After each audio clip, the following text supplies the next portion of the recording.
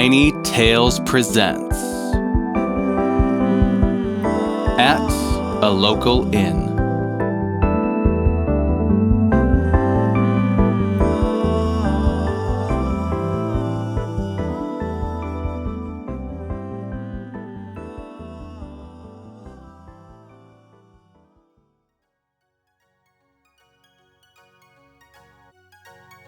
Coals whizzed out of the fireplace in orange arcs, pattering with sharp hisses around the room. "That's cheating!"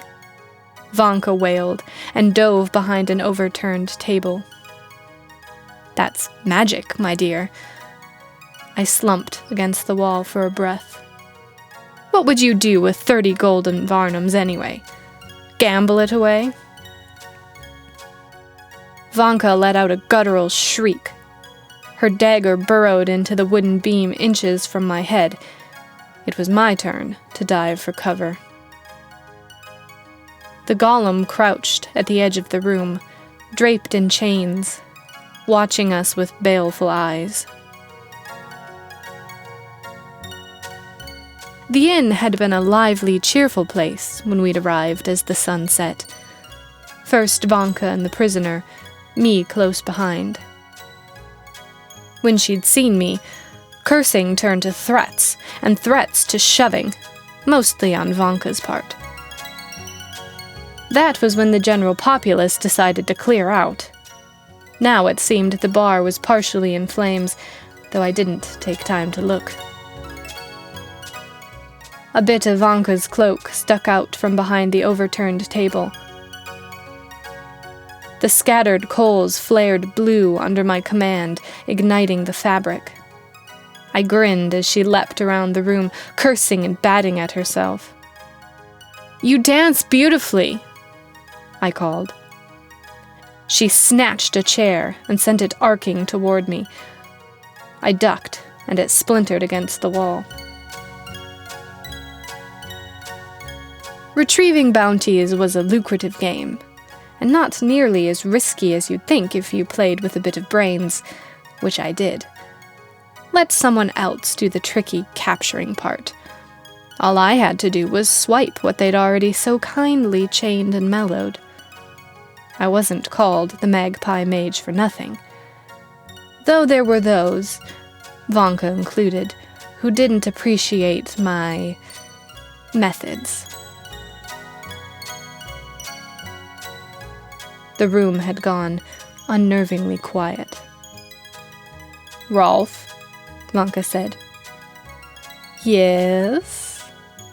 I stayed huddled on the floor. I wasn't about to fall for that. "Where is he?" "Where is who?" "You know who," she snarled.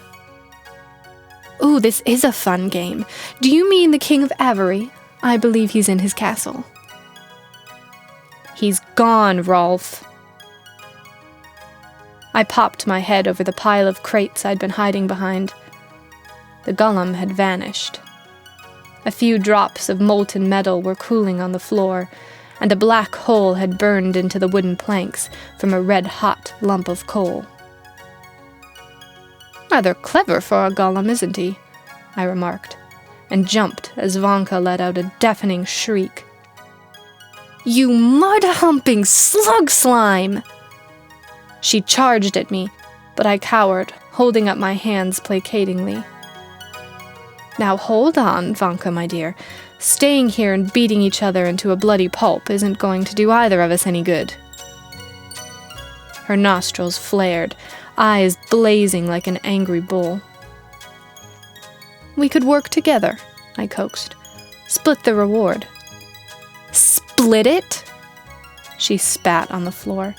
"After I caught him and you let him escape? You're lucky I don't skin you alive and wear you for boots." "Fair. I'll admit you've earned perhaps a bit more for getting us this far. How about, and it hurts me to say this, I take a mere third of the reward, plus..." I rubbed my chin thoughtfully. "A pittance. Perhaps only half of another third. All the rest will belong to you." Vanka frowned, considering this before she snorted. As it should be. I grinned like a cat. "Shall we be off, then?" "Fine." She yanked her dagger out of the wall and shoved it into her belt. "But stay where I can see you." I wouldn't have it any other way.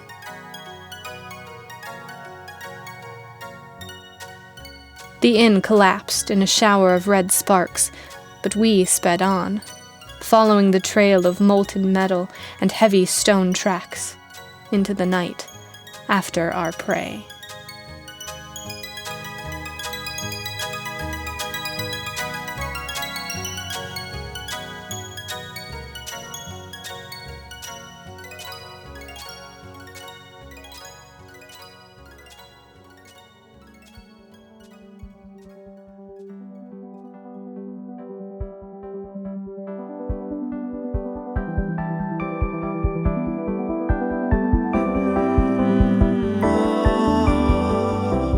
Today's episode of Tiny Tales was written and narrated by R.E. Rule. Mixing, music, and production by Frank Narat. Additional production by Matthew Ferrandino. If you enjoy our show, please rate, subscribe, and tell your friends about us. Join us on Patreon for as little as $1 per month to gain exclusive access to the Tiny Tales soundtracks. Visit us at tinytalespodcast.com for details. Thanks for listening.